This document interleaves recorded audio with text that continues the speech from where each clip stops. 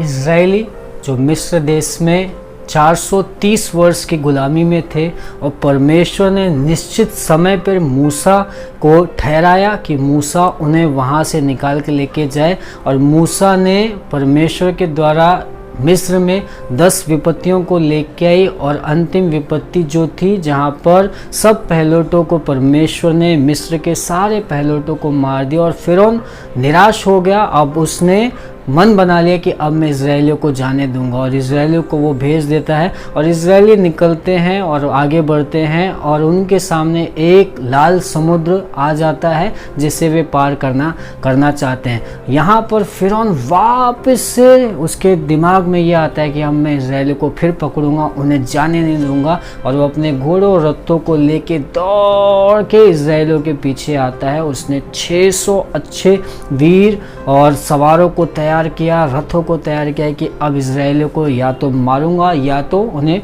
बंदी बना के वापस से लेके आऊंगा। इजरायली लाल समुद्र के तट पे खड़े हैं और पीछे से मिस्री लोग आ रहे हैं। इजरायलियों के मन में बहुत सारी दुविधाएं चल रही कि क्या परमेश्वर हमें यहाँ मारने के लिए, रेगिस्तान में, समुद्र में मारने के लिए लेके आया, यहाँ पर ख़त्म करने के लिए लेके आया।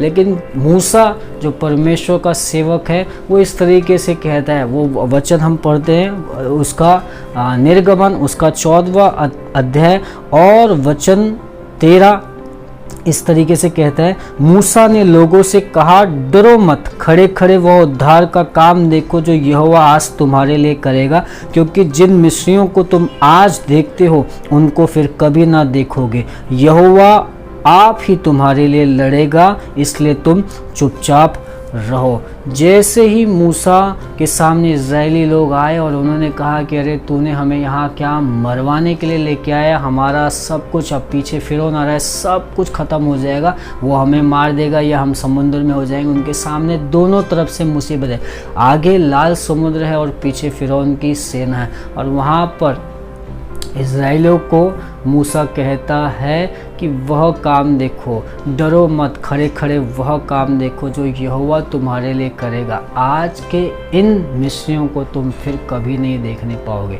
मेरे प्यारे भाइयों बहनों, आज शायद आप ऐसे मुकाम पे हैं जहाँ पर आपके आगे पीछे चारों तरफ मुसीबतें दिखाई दे रही है। शायद आपको ऐसा लग रहा हो कि अब हम तबाह हो जाएंगे, शायद अब हम नष्ट ही हो जाएंगे, अब हमारा कुछ नहीं होगा। लेकिन वचन आपको यही कहता है, मुझसे यही कहता है कि खड़े खड़े वह काम देखो। जो मुसीबतों को आप देख रहे हैं उन मुसीबतों को बिल्कुल भी देखने नहीं पाएगा। परमेश्वर उन सारी मुसीबतों को डुबा देगा, उन सारी मुसीबतों को ख़त्म करेगा। आगे की कहानी इस तरीके से है कि इजरायली लोग सूखे भूमि पर, परमेश्वर लाल समुद्र को 2 भाग करता है और इजरायली लोग सूखी भूमि पर चलकर चले जाते हैं, और मिस्र की सारी सेना समुद्र के बीचों बीच में इजरायलियों को पीछा करते करते डूब जाती। परमेश्वर ने डुबा देता है और सब कुछ समुद्र में चला जाता है। आज अगर आपके सामने ऐसी मुसीबत है और आपको ऐसा लगता है कि हमारे जीवन से कब जाएगी, ये शायद हमें नष्ट ही कर देगी, हमें ख़त्म ही कर देगी, हमें तबाह कर देगी, मैं आपको बताना चाहता हूँ परमेश्वर आपसे इसी वचन से कहता है कि खड़े खड़े डरो मत, और खड़े खड़े वह उद्धार का काम देखो जो परमेश्वर आपके लिए करेगा। अगर आपके मन में डर है, आपके मन में भय है किसी भी बात का कि ये होगा या नहीं होगा, परमेश्वर आपसे और मुझसे यही कहना चाहता है, डरो मत, खड़े खड़े उस उद्धार को काम को देखो जो परमेश्वर आपके लिए करेगा। इन मिस्रियों को अब फिर से कभी नहीं देखने पाओगे। वैसा ही हुआ, परमेश्वर ने सब को डुबा दिया, वे कभी दिखे नहीं, कभी नहीं दिखे। आज भी लोग, साइंटिस्ट लोग जो रिसर्च करते हैं, लाल समुद्र में गोताखोर जाते हैं, उन्हें मिस्र के जो सैनिक हैं उनके जो रथों के पार्ट हैं, हाथों के जो कड़े हैं, वे कड़े आज भी मिलते हैं। और ये बात पूरी तरह से सही है और हकीकत है कि परमेश्वर ने मिस्र को वहाँ पे डुबा दिया। आज आपकी जो भी समस्या, उन सारी समस्याओं को परमेश्वर डुबा देगा।